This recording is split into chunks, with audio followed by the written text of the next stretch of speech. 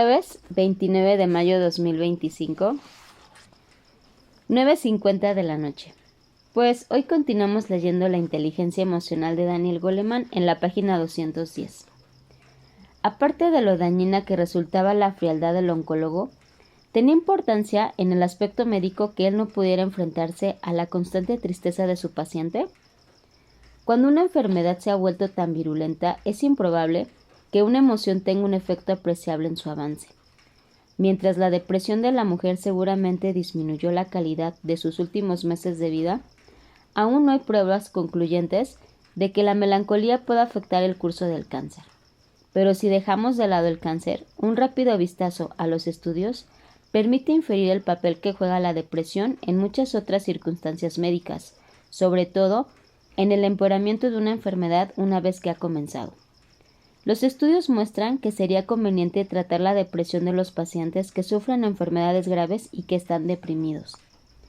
Una complicación al tratar la depresión de los pacientes es que los síntomas de aquella, incluida la falta de apetito y el letargo, son fácilmente confundidos con los de otras enfermedades, sobre todo por médicos que tienen poco entrenamiento en el diagnóstico psiquiátrico.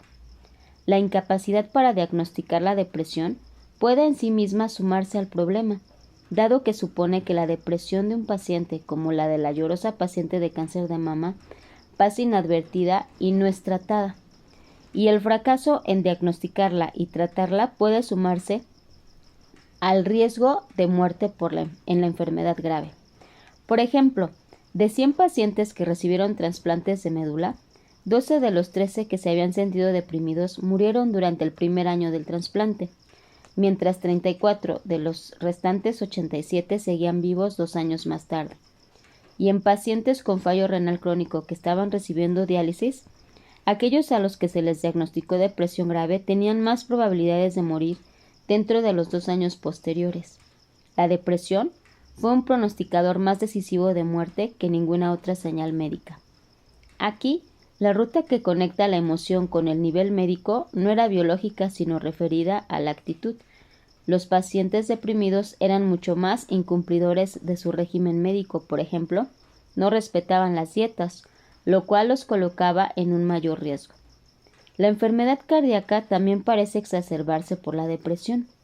En un estudio de 2.832 hombres y mujeres de edad mediana, a los que se controló durante 12 años, los que tenían una sensación de quejosa desesperación e impotencia presentaban un índice elevado de muerte por enfermedad cardíaca, y para el 3% aproximadamente que estaba muy deprimido, el índice de muerte por enfermedad cardíaca comparado con el índice de aquellos que no tenían sentimientos de depresión era 4 veces mayor.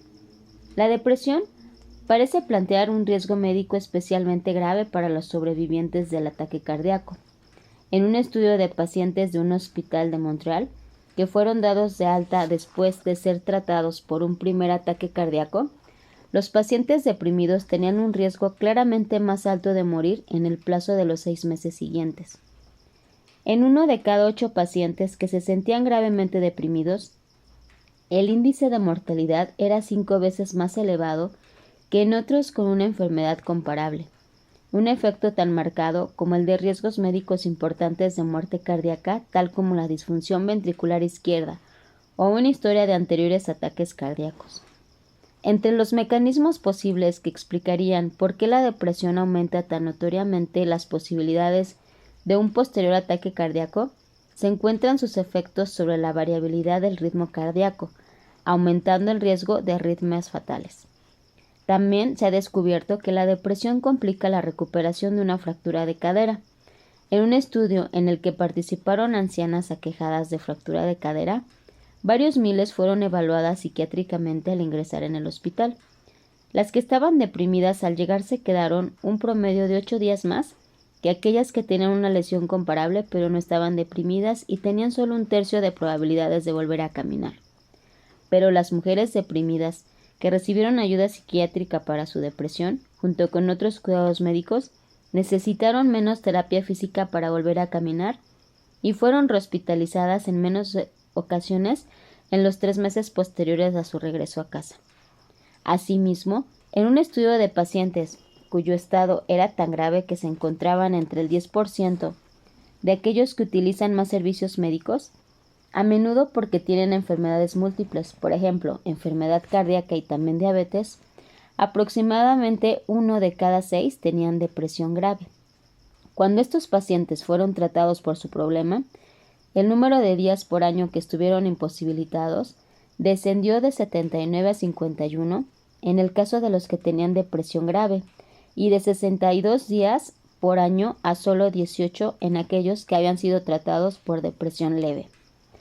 Pues nos quedamos casi al final de la página 211. ¡Feliz noche!